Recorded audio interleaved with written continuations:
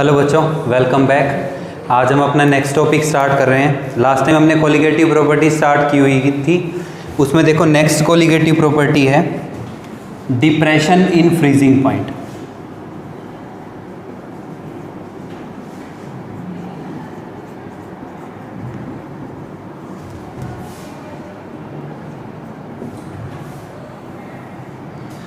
Depression in freezing point. अब देखो सबसे पहले जो हमारे पास डिप्रेशन का मतलब है ये है decrease.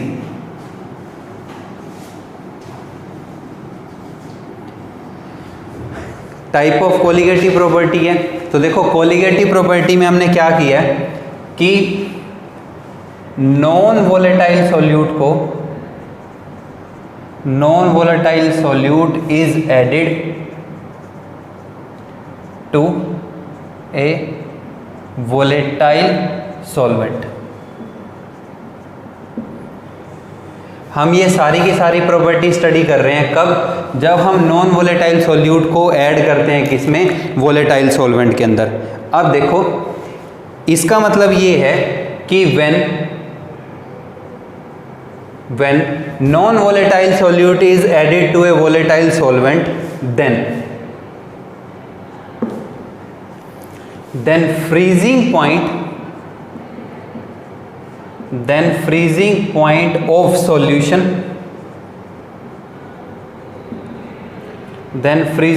of solution is less than that of pure solvent. भाई जो फ्रीजिंग पॉइंट है सॉल्यूशन का वो कम होगा किससे? प्योर सॉल्वेंट से। दैट इज, इसका मतलब क्या है? We have to decrease more temperature. हमें क्या करना पड़ेगा? टेम्परेचर को ज़्यादा डिक्रीज करना पड़ेगा टू मेक लिक्विड फ्रीज। अगर लिक्विड को हमें फ्रीज करना है मतलब जमाना है तो हमें ज़्यादा टेम्परेचर के अंदर डिक्रीज करना पड़ेगा as compare to pure solvent. इसको हम कहते हैं डिप्रेशन इन फ्रीजिंग पॉइंट। अब मैं भाई वन बाय वन आपको पहले टर्म्स का मतलब बता देता हूँ, फिर हम टॉपिक स्टार्ट करते हैं क्योंकि आपको मतलब पता होना चाहिए टर्म्स का। देखो फ्रीजिंग पॉइंट क्या होता है? फ्रीजिंग पॉइंट, देखो फ्रीजिंग पॉइंट जो है ये वो टेम्परेचर है, temperature at which solid and liquid form are in equilibrium. देखो फ्रीजिंग पॉइंट क्या होता है? फ्रीजिंग पॉइंट वो टेम्परेचर होता है जिस टेम्परेचर के ऊपर सॉलिड और लिक्विड फॉर्म किस में होती हैं? इक्विलिब्रियम में। And both solid and pure liquid, solid and pure liquid has same vapour pressure.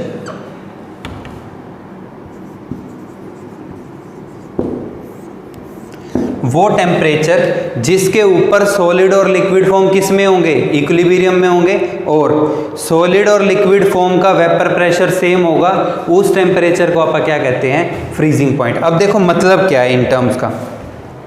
देखो जब हम बात कर रहे हैं सॉलिड की तो सॉलिड का मतलब है सॉलिड लिक्विड, मतलब ना तो पूरा सॉलिड हो और ना पूरा लिक्विड हो। जो ये हम सॉलिड लिख रहे हैं ना यहाँ पे, इसको सॉलिड लिक्विड मतलब neither pure solid nor pure liquid, ना तो प्योर सॉलिड हो और ना ही प्योर लिक्विड हो। अब देखो भाई आप मान लेते हैं कि आपने वाटर का एग्जांपल लिया, ठीक है? तो वाटर लिक्विड जो है ये इक्विलिब्रियम में वाटर सॉलिड के साथ है, ठीक है? अब वाटर का जो फ्रीजिंग पॉइंट है, वाटर का जो फ्रीजिंग पॉइंट है वो होता है 0 डिग्री सेल्सियस, ठीक है? अब इस केस में क्या होगा कि आपने जब बर्फ जमती हुई कभी देखी हो तो शुरू में जब बर्फ जमती है ना तो ऐसे होता है कि नीचे पानी बसता है और ऊपर ना पतली सी लेयर बन जाती है सॉलिड की, उसको हम कहते हैं सॉलिड लिक्विड फॉर्म।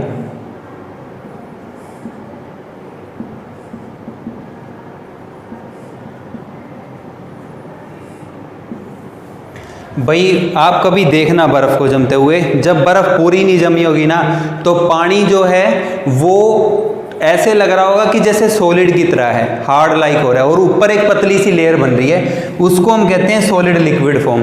तो वो टेम्परेचर जिसके ऊपर प्योर लिक्विड और सॉलिड लिक्विड फॉर्म इक्विलिब्रियम में होती है, उस टेम्परेचर को क्या कहते हैं? Freezing point. और फ्रीजिंग पॉइंट वाटर का कितना है? फ्रीजिंग पॉइंट वाटर का है भाई 0 डिग्री सेल्सियस। और इन दोनों फेज का वेपर प्रेशर जो है फ्रीजिंग पॉइंट के ऊपर क्या होता है? सेम होता है। देखो ये मतलब है फ्रीजिंग का, ठीक है। सॉलिड किस में कन्वर्ट होगा? सॉरी, लिक्विड किस में कन्वर्ट होगा? सॉलिड में। अब जो हमने टॉपिक स्टार्ट किया हुआ है, अब टॉपिक हमने ये लिखा हुआ है कि जब आप नॉन वोलेटाइल सॉल्यूट को वोलेटाइल सॉल्वेंट में ऐड करते हैं तो फ्रीजिंग पॉइंट क्या हो जाता है? डिक्रीज हो जाता है। मतलब प्योर सॉल्वेंट के कंपैरिजन में ज़्यादा टेम्परेचर में डिक्रीज करना पड़ेगा आपको, किसको? सॉलिड को किस में, लिक्विड को किस में कन्वर्ट करने के लिए? सॉलिड में।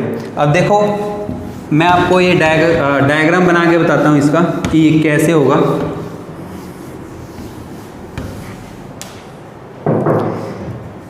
मान लेते हैं कि कंटेनर है, कंटेनर के अंदर आपने वाटर ले लिया,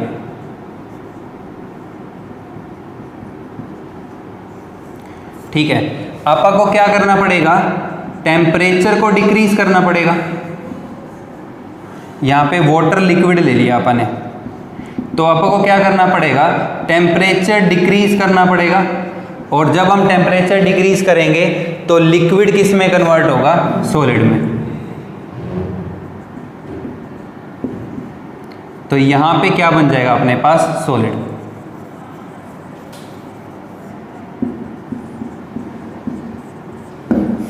जब आप टेम्परेचर को डिक्रीज करते हैं तो पार्टिकल की काइनेटिक एनर्जी क्या होती है? काइनेटिक एनर्जी डिक्रीज होती है। और आपने ये पढ़ा भी होगा कि सॉलिड और लिक्विड के कंपैरिजन में सॉलिड के जो पार्टिकल हैं, solid particles has strong intermolecular forces। भाई पार्टिकल्स के बीच में जो फोर्स हैं वो सॉलिड में ज़्यादा होते हैं एज कंपेयर टू लिक्विड। तो जैसे जैसे हम काइनेटिक एनर्जी डिक्रीज करते हैं तो काइनेटिक एनर्जी डिक्रीज कैसे हो रही है? टेम्परेचर से। तो होगा क्या कि इंटरेक्शन बिटवीन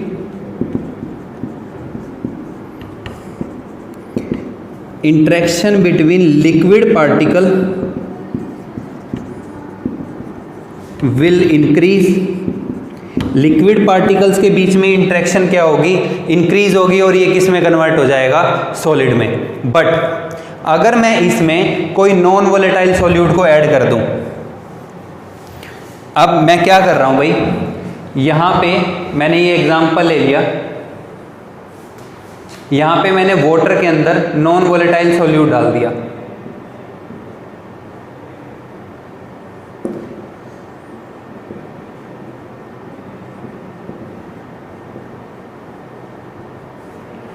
वाटर के अंदर आपने क्या करा?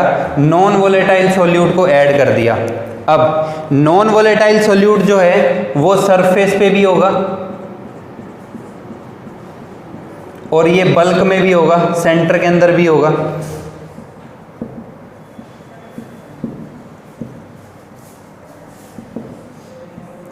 अब देखो नॉन वोलेटाइल सॉल्यूट क्या करेगा? ये लिक्विड के पार्टिकल के बीच में आएगा और उनको स्ट्रांगली इंटरेक्ट नहीं होने देगा, ठीक है। नॉन वोलेटाइल सॉल्यूट का काम क्या है? This will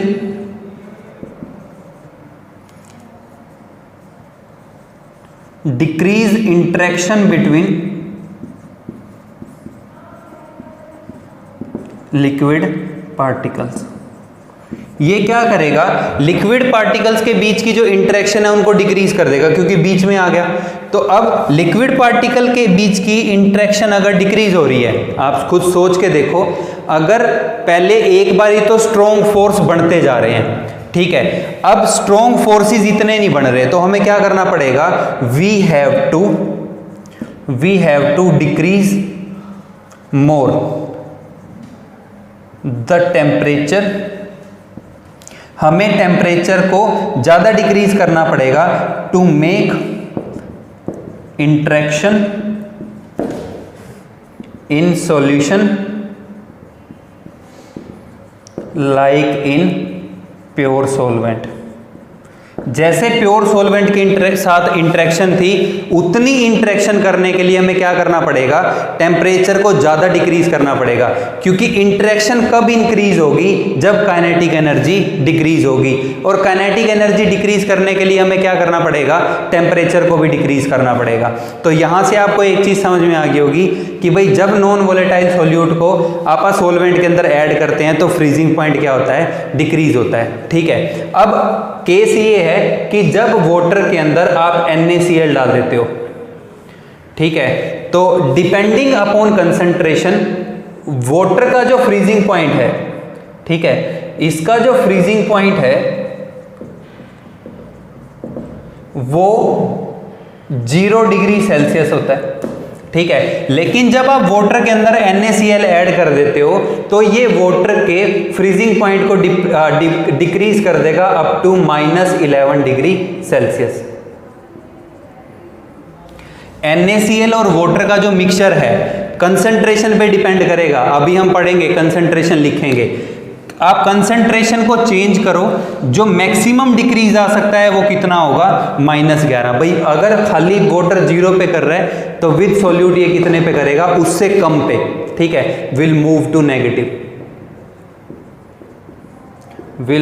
to negative in case of water. तो भाई ये सारी टर्म्स का मतलब है, ठीक है, आपको ये चीज ध्यान रखनी है, जो प्योर सॉल्वेंट का फ्रीजिंग पॉइंट है वैसे ही उसको हम TF लिख रहे हो, T0F लिख रहे होंगे, जो सॉल्यूशन का फ्रीजिंग पॉइंट है उसको हम TF लिखेंगे, ठीक है। अब सबसे पहले इसका ग्राफ बनाते हैं, ठीक है, और ग्राफ बनाने के बाद फिर इसका डेरिवेशन करते हैं।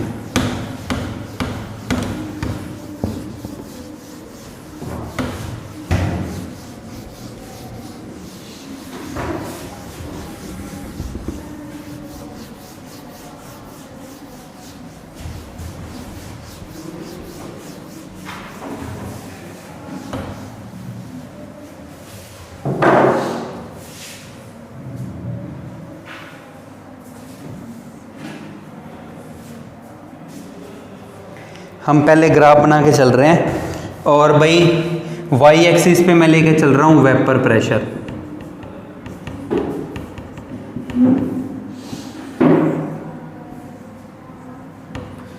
ठीक है, एक्स एक्सिस के ऊपर मैं लेके चल रहा हूँ टेम्परेचर। आप ग्राफ नोट करते हो, लेकिन ग्राफ के साथ आपको कोऑर्डिनेट ध्यान रखने हैं कि एक्स एक्सिस पे कौन सा कोऑर्डिनेट लेके चल रहे हो, वाई एक्सिस पे। अगर कोऑर्डिनेट नहीं लिख रहे, सीधा ग्राफ बना रहे हो तो ग्राफ गलत होगा, आपको कोऑर्डिनेट हमेशा ध्यान रखने हैं, ठीक है। अब यहां मान लेते हैं कि ये प्योर लिक्विड था, प्योर सॉल्वेंट है, ठीक है, ये वो पॉइंट आ गया जहां पे प्योर सॉल्वेंट कन्वर्ट हो गया सॉलिड में, तो यहां पे आ रहा है सॉलिड फेज, ठीक है। तो ये वो पॉइंट आ गया जिस पे दोनों फेज किस में है, इक्विलिब्रियम में है। ये पॉइंट ले लिया इक्विलिब्रियम पॉइंट, और ये कोरस्पॉन्डिंगली वो वेपर प्रेशर हो गया ये, ठीक है। अब आपा ने ये पढ़ा है कि जब आपा ने नॉन वोलेटाइल सॉल्यूट को ऐड कर दिया तो फ्रीजिंग पॉइंट क्या होगा, डिक्रीज। अब देखो यहां पे वेपर प्रेशर ले रखा है, तो सॉल्यूशन की लाइन कहां से शुरू करेंगे, नीचे से, ये सॉल्यूशन है, ये आपको ध्यान रखना है एज सॉल्वेंट, ये पहले टॉपिक में हम कर चुके हैं, as solution has less vapour pressure as compare to pure solvent, solution का जो वेपर प्रेशर है वो प्योर सॉल्वेंट के कंपैरिजन में कम होगा। वेपर प्रेशर वाई एक्सिस पे है तो लाइन नीचे से शुरू होगी भाई। अब ये आया, अब सॉल्यूशन में इंटरेक्शन कम थी तो हमें टेम्परेचर को क्या करना पड़ेगा, ज़्यादा डिक्रीज करना पड़ेगा। ठीक है, as interaction in solution between particles is less, so we have to decrease more temperature। हमें टेम्परेचर को ज़्यादा डिक्रीज करना पड़ेगा। ज़्यादा टेम्परेचर, क्योंकि टेम्परेचर एक्स एक्सिस पे लेके चल रहे हैं, तो भाई ये जो पॉइंट है, मैंने आपको कहा कि जिस पॉइंट पे सॉलिड और लिक्विड फेज इक्विलिब्रियम में होते हैं उसको फ्रीजिंग पॉइंट कहते हैं। तो ये हमारे पास आ गया T0F, this is freezing point,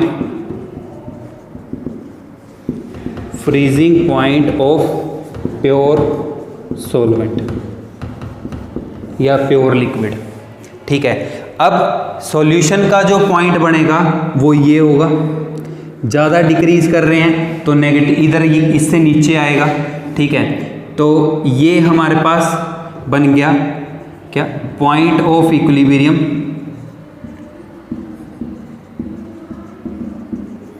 of solution का। ठीक है, अब इसको आप नीचे बढ़ाओगे तो ये टेम्परेचर आ रहा होगा हमारे पास TF, this is freezing point of solution, freezing point of solution. अब टॉपिक शुरू किया था डिप्रेशन इन फ्रीजिंग पॉइंट, तो ये जो टेम्परेचर के अंदर डिक्रीज आया है डेल्टा TF, इसको आप कहेंगे डिप्रेशन इन फ्रीजिंग पॉइंट।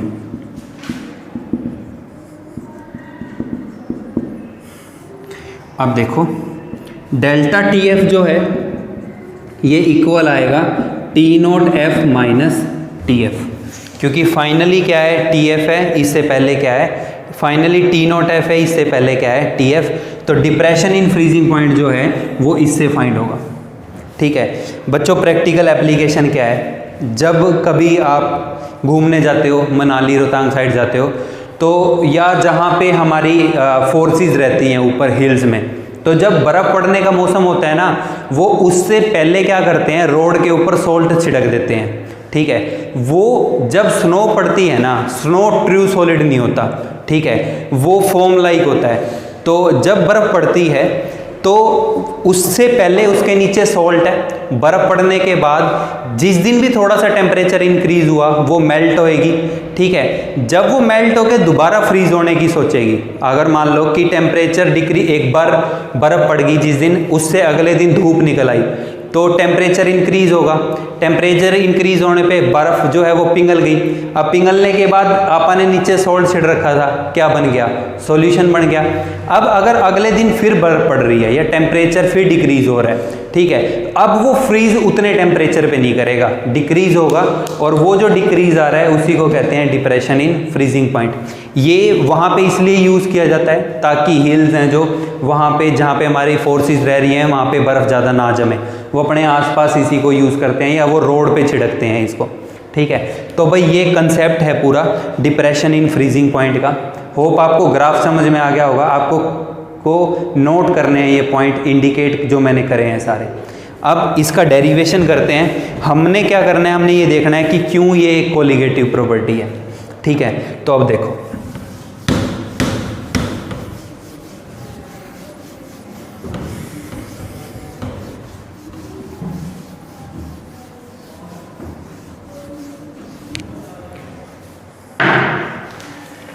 देखो जो डेल्टा TF है, डिप्रेशन इन फ्रीजिंग पॉइंट है, वो डायरेक्टली प्रोपोर्शनल होगा मोलैलिटी ऑफ सॉल्यूशन के। जैसे बॉइलिंग पॉइंट वाले में किया था वैसे ही यहाँ पे करना है। अब इसके बाद प्रोपोर्शनैलिटी को हटाना है हमने, तो हम यहाँ पे यूज़ कर रहे हैं KF इंटू मोलैलिटी। जो यहाँ पे KF है ये molal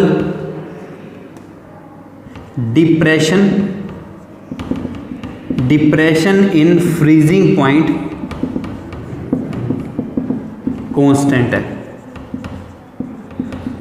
molal depression in freezing point constant है। इसका मतलब क्या है, जब मोलैलिटी की वैल्यू 1 है, मोलैलिटी की वैल्यू 1 होगी तो डेल्टा TF किसके इक्वल आ जाएगा, KF के।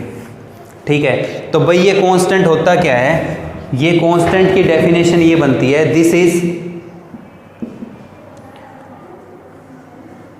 Is depression in freezing point when molality of solution is 1। जब सॉल्यूशन की मोलैलिटी 1 होगी उस टाइम पे जितना टेम्परेचर के अंदर डिक्रीज आ रहा होगा उसको आप क्या कहते हैं, KF। अब भाई KF कांस्टेंट होगा, ठीक है, क्योंकि मोलैलिटी कांस्टेंट कर रखी है। तो अब डेल्टा TF जो है ये इक्वल आ रहा है KF इंटू मोलैलिटी को अगर हम ओपन करके लिखते हैं, ठीक है, तो मोलैलिटी का फॉर्मूला ये बनता था WB/MB into mass of solvent in gram into में 1000। तो यहाँ से आप डेल्टा TF की वैल्यू फाइंड कर सकते हो, या कॉरस्पॉन्डिंगली आपसे वो जो भी चीज़ पूछ रहा है, मोलर मास ऑफ सोल्यूट पूछ रहा है, जो भी यहाँ पे पूछ रहा है फाइंड कर सकते हो। ठीक है, इसके बाद अब आपको हमने ये प्रूव करना है कि ये कोलिगेटिव प्रॉपर्टी है। तो कोलिगेटिव प्रॉपर्टी में हम ये देखते थे कि डेल्टा TF जो है ये डायरेक्टली प्रोपोर्शनल है किसके, WB, that is given mass of solute के। वो कोई भी प्रॉपर्टी जो मास ऑफ सोल्यूट पे डिपेंड करती है उसको आप क्या कहते हैं, कोलिगेटिव प्रॉपर्टी। तो इसका मतलब क्या है कि जो डिप्रेशन इन फ्रीजिंग पॉइंट क्या है, कोलिगेटिव प्रॉपर्टी है। अब इसके बाद कुछ इसके ना साइंटिफिक वर्ड हैं, ठीक है, जैसे ये जो प्रोसेस है पूरा डिप्रेशन इन फ्रीजिंग पॉइंट, इसको हम कहते हैं कायरोस्कोपी।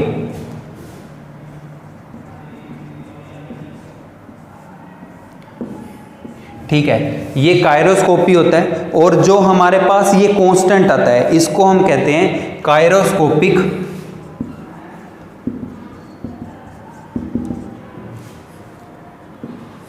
कायरोस्कोपिक constant.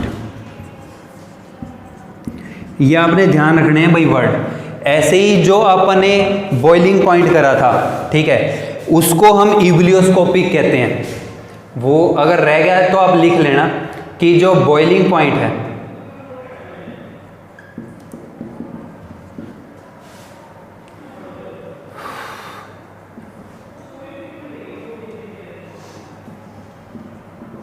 Elevation in boiling point जो है ये इवलियोस्कोपी है। ये आपने ध्यान रखना है। और जो KB था उसको फिर इवलियोस्कोपिक कांस्टेंट कहते हैं।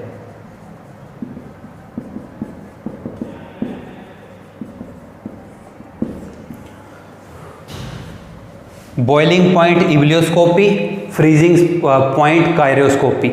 ठीक है, कायरोस्कोपिक कांस्टेंट, इवलियोस्कोपिक कांस्टेंट, ये आपने ध्यान रखने हैं भाई पॉइंट। ठीक है, अब इसके बाद कुछ पॉइंट जो हमने वहाँ पे पढ़े थे दोबारा से यहाँ पे भी स्टार्ट कर रहे हैं। अब जैसे KF को फाइंड करना है, वहाँ पे हमने KB फाइंड करा था, यहाँ पे हम KF फाइंड करेंगे। फॉर्मूला बिल्कुल सेम रहेगा, बस आपने एक आधा चेंज करना है। ठीक है, तो देखो KF जो है वो इक्वल आएगा R इंटू, अब फ्रीजिंग पॉइंट है तो यहाँ पे T0F का स्केयर लेके चलेंगे।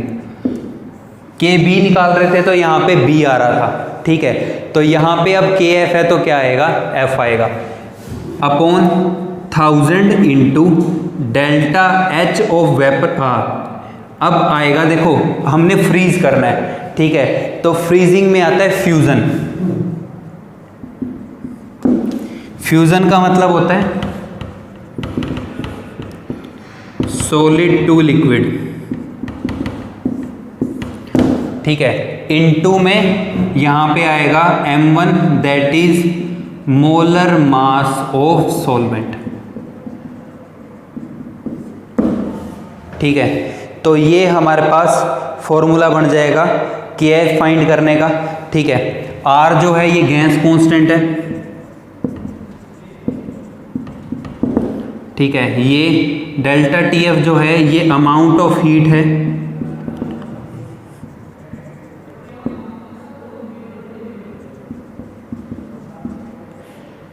इवोल्व फॉर 1 मोल।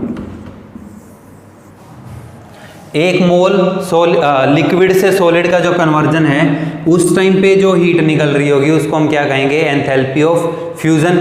ठीक है, m1 आपको पता है ये freezing point of pure solvent. ठीक है, अब इसके बाद अगर यहाँ पे एक फॉर्मूला ये हो सकता है KF is equal to R into T0 F का square upon 1000 into delta L। This is latent heat of fusion. ठीक है, लेटेंट हीट ऑफ फ्यूजन का मतलब क्या होता है, फॉर 1 ग्राम सब्सटेंस।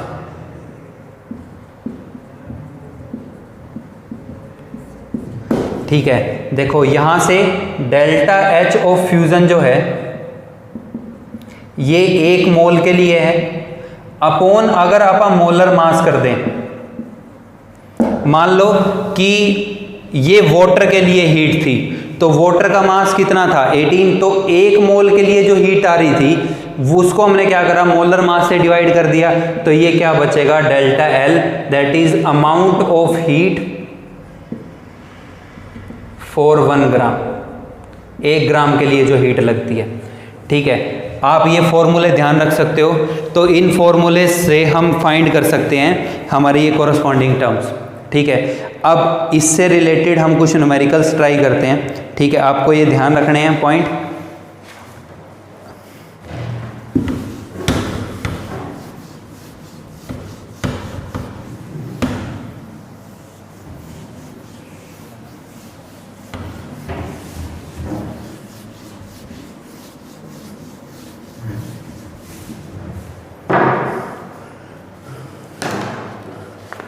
मान लो कि वो हमारे को स्टेटमेंट में ये कह रहा है कि what is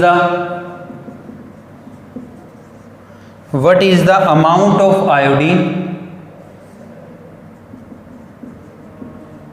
what is the amount of iodine required, कितना अमाउंट आयोडीन का रिक्वायर्ड है to reduce, what is the amount of iodine required to reduce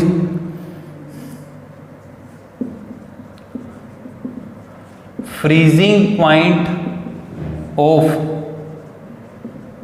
benzene to 3.5 degree Celsius. वो कह रहे हैं कि कितने आयोडीन की ज़रूरत पड़ेगी कि भाई बेंजीन का जो फ्रीजिंग पॉइंट है वो रिड्यूस होकर 3.5 डिग्री सेल्सियस रह जाए। The freezing point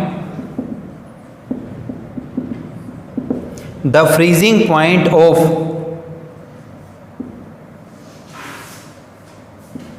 pure benzene, the freezing point of pure benzene is 5.5 degrees Celsius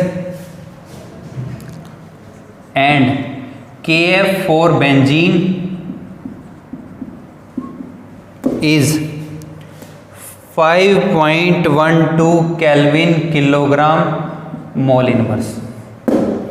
भाई ये क्वेश्चन है अपने पास, आप स्टेटमेंट को एक बार दोबारा से रिवील कर लें। What is the amount of iodine required to reduce freezing point of benzene to 3.5। वो कह रहे हैं कि भाई सॉल्यूशन जो है, अब पहले वो कह रहा है कि बेंजीन में कितना आयोडीन डालें कि फ्रीजिंग पॉइंट इतना रह जाए, तो मतलब उसने सॉल्यूशन का फ्रीजिंग पॉइंट बता रखा है, वो कितना है 3.5 डिग्री सेल्सियस। ठीक है। Freezing point of pure benzene वो कह रहा है कि 5.5 है, तो मतलब T0F उसने बता रखा है हमारे को 5.5 डिग्री सेल्सियस है। हमें निकालना क्या है, हमें अमाउंट ऑफ सोल्यूट निकालना है, मतलब हमें WB जो है वो फाइंड करना है। ठीक है, अब इस केस के अंदर देखो जो डेल्टा TF है वो इक्वल आता है KF इंटू मोलैलिटी के। ठीक है, तो KF की वैल्यू बता रखी है 5.12, डेल्टा TF निकाल सकते हो आप, that is T0F minus TF, KF into molality क्या था WB/MB into mass of solvent in gram into में 1000। ठीक है, अब इस केस के अंदर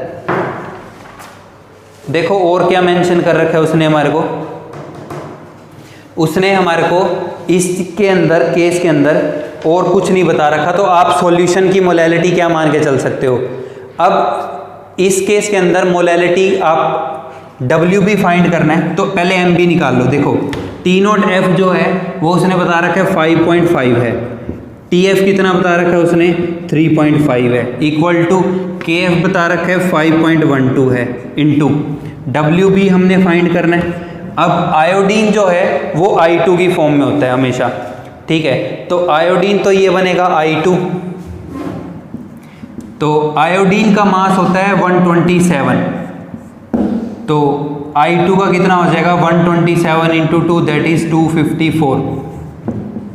this is molar mass of solute. ठीक है, आपको ये ध्यान रखना है, आपने ये पढ़ा भी हुआ है कि हैलोजन जो है वो डाइएटॉमिक फॉर्म में होती है, कभी भी खाली I नहीं लिखते, क्या लिखते हैं I2, खाली F नहीं लिखते, क्या लिखते हैं F2। ठीक है, तो ऐसे ही आपने यहाँ पे ये यूज़ करना है। तो इसकी वैल्यू हमारे पास कितनी आ जाएगी, ये 254 इंटू, अब हमने क्या निकालना है, मास ऑफ सोलवेंट निकालना है। ठीक है, तो भाई अगर मास ऑफ सोलवेंट नहीं बता रखा तो हम किस में मान लेंगे 1000 ग्राम में, इंटू में यहाँ क्या आ जाएगा 1000। हमें फाइंड क्या करना है अब WB, तो 1000 से 1000 कैंसिल हो जाएगा, ये आ जाएगा 2 into 254/512 is equal to WB। ठीक है, आप कैलकुलेशन कर सकते हो। ठीक है, कैलकुलेशन करने के बाद ये हमारे पास आ रहा होगा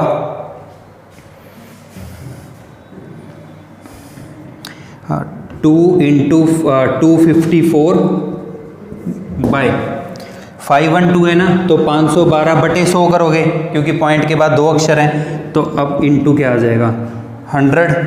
ठीक है, अब आप इसको सोल्व कर लो, तो इसको कट कर दो, तो 256। ठीक है, तो 254/256 इंटू 100, तो ये वैल्यू जो है ये 1 से कम आएगा फैक्टर, लेकिन थोड़ा ही कम होगा, आंसर अप्रोक्सीमेटली 99.92 ऐसे आ रहा होगा। ठीक है, ग्राम आप एग्जैक्टली सोल्व कर सकते हो कितना आ रहा है, तो 254/256। हाँ, ये चीज़ का ध्यान रखना है भाई, सोलवेंट अगर उसने नहीं बता रखा, देखो KF में उसने किलोग्राम यूज़ कर रखा था, तो हमें क्या करना है कि सोलवेंट को किलोग्राम में कन्वर्ट करना है, तो हम यहाँ 1000 यूज़ कर लेते हैं। ठीक है, अगर नहीं बता रखा अमाउंट तो हमेशा 1000 यूज़ करोगे। अब आपके पास देखो सेकंड क्वेश्चन हम ट्राई करते हैं।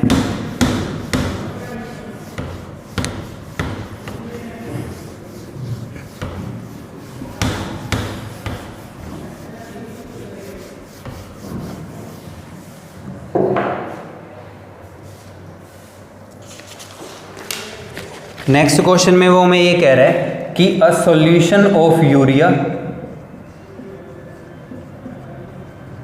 ए solution of urea in water, a solution of urea in water has boiling point of 100.28 degree Celsius. वो कह रहा है कि एक सॉल्यूशन है यूरिया का जिसका बॉइलिंग पॉइंट ये है। वो कह रहा है calculate calculate freezing point of same solution, आपको इसी सॉल्यूशन का फ्रीजिंग पॉइंट निकालना है। ठीक है, गिवन दैट उसने KF बता रखा है 1.86 डिग्री सेल्सियस, KB बता रखा है 0.152 डिग्री सेल्सियस। देखो यहाँ पे क्या किया उसने, दो कोलिगेटिव प्रॉपर्टी को कंबाइन करके क्वेश्चन दिए। ठीक है, अब वो कह रहा है कि solution of urea in water has boiling point of that, मतलब उसने हमारे को ये कहा है कि जो TB है that is boiling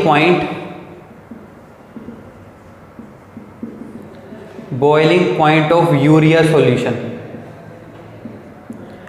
urea solution का बॉइलिंग पॉइंट उसने हमारे को बता रखा है और वो कह रहा है कि वो कितना है 100.28 डिग्री सेल्सियस है। ठीक है, प्योर वाटर का बॉइलिंग पॉइंट कितना होता है 100 डिग्री सेल्सियस होता है।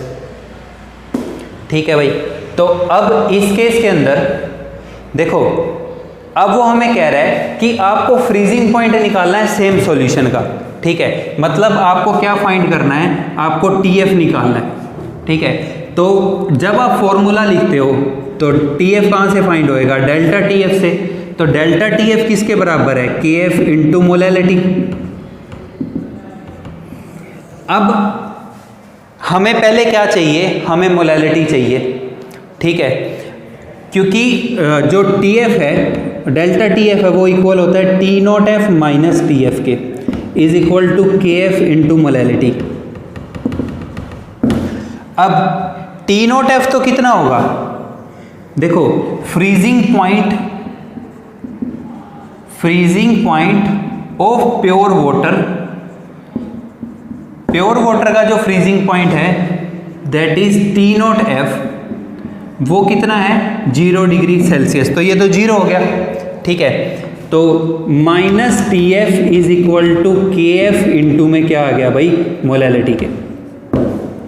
ठीक है, तो भाई TF क्या आ जाएगा, माइनस KF इंटू में मोलैलिटी।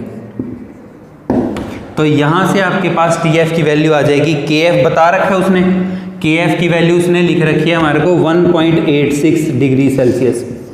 हमने क्या करना है भाई, मोलैलिटी फाइंड करना और यहाँ लिखना है। तो पहले हमें क्या करना पड़ेगा, इस टर्म को यूज करके क्या निकालनी पड़ेगी, मोलैलिटी। तो देखो डेल्टा TB जो है वो किसके इक्वल है, KB इंटू में मोलैलिटी के। अब डेल्टा TB निकाल लो, तो डेल्टा TB किसके इक्वल था, TB minus T0B which is equal to KB into molality. अब TB की वैल्यू उसने 100.28 बता रखी है भाई, T0B उसने कितना बता रखा है 100 डिवाइडेड बाय KB की वैल्यू कितनी है अपने पास 0.512, तो ये यहां से क्या आ जाएगा, मोलैलिटी। ठीक है, तो सोल्व करते हो तो क्या आ रहा है, माइनस 0.28, सॉरी 100.28 है ना, तो ये प्लस का आएगा, 100 छोटा है, upon 0.512 is equal to molality. अब आप क्या करते हैं, ये वैल्यू फाइंड कर लेते हैं। मैं यहाँ 0 लगा रहा हूँ, तो यहाँ पे भी पॉइंट के बाद 3 अक्षर है, यहाँ पे भी, तो पॉइंट से पॉइंट कैंसिल हो जाएगा। आप एक बार इसको ऐसे ही रख के इसी में ही कैलकुलेशन कर देंगे हम। तो हमारे पास जो मोलैलिटी है वो 280/512 आ गया। ठीक है, अब हमने क्या करना है, यहाँ पे ये मोलैलिटी की वैल्यू को फाइंड करना है, तो पुट करना है। तो TF जो है वो कितना आ रहा है, माइनस 1.86 इंटू 280/512। ठीक है, आपको ये सोल्व करना है, ये आंसर किस में आ रहा होगा, डिग्री सेल्सियस में। ठीक है, अब इस केस के अंदर, अब आप जब इसको सोल्व करते हो, आप सोल्व करके देख लेना कैलकुलेशंस, आपके पास आंसर आ जाएगा। ठीक है, इसके जो नेक्स्ट टाइप के न्यूमेरिकल हैं वो हम नेक्स्ट टाइम ट्राई करेंगे। आप अभी इसको पढ़ो, इसमें एक टाइप बचती है न्यूमेरिकल की, वो हम नेक्स्ट टाइम करेंगे। सो आप पढ़ के रिवाइज कर लेना इसको। Thank you.